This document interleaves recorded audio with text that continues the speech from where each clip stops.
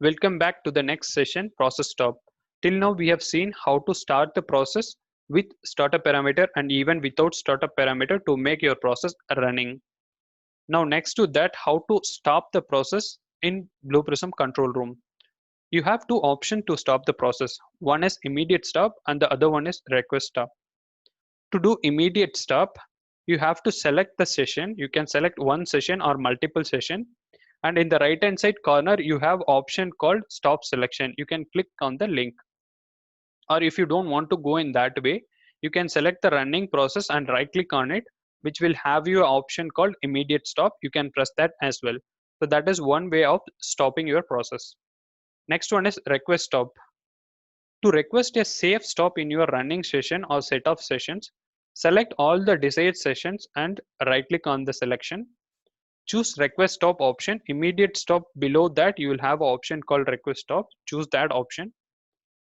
A flag is set on the session that is running a process can check using is stop requested from environment function, which is going to allow you to exit cleanly from current operation. So what is the basic difference between immediate stop and request stop is like immediate stop is going to halt or it's going to abruptly stop from where it is running and it's going to come out of the process. But request stop is going to be something which is safe, because as soon as you give request stop in environment session, it's going to get into your Blue Prism process where you have a decision stage in your process template which is named as is stopped requested. There is a data item, there is a function for it. So if there is any request which is coming from environment as a stop, so it is going to check that.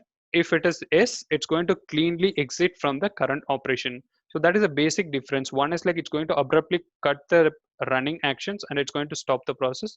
The other one is going to be the safe stop, cleaning all the actions. So that is the difference between immediate stop and request stop.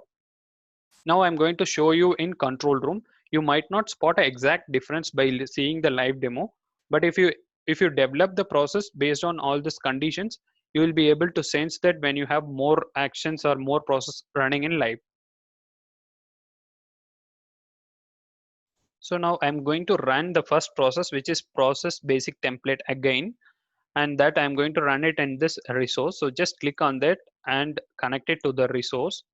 So you will have an option called pending. I'm going to run it with select start as a run option. So click on start. It's going to change the status from pending to running. You can be able to see which is in the green option, green color, so that it is in the running state. When it is stopped, it will be in the red.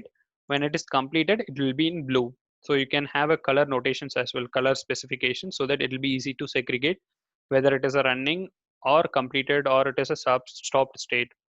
So to stop the process, you have to select the process session and right click on it. You will have option called immediate stop, request stop, and view process and view log. So we will come back to the view log part in the later. Now we are going to use immediate stop. As the process doesn't have any business logics connected because I have used a dummy process, it's going to stop immediately, which is having the status as stopped, and you can be able to see it is highlighted in red. So that is going to be more or less similar when you do the next other stops as well, request stop as well, because you don't have any business conditions which is used into your process.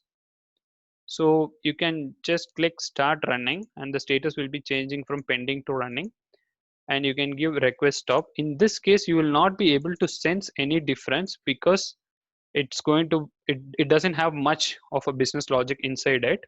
But if you develop a full-fledged process as following all the Blue Prism template, it's going to have a difference. So that is on two different types of starts which is available in your control room. So see you more on the log part, which is the next one. When you right click on each session, you will have option called view log. You can be able to use the view log to see the running status or to see the process status in live. So thanks for watching. See you in the next session.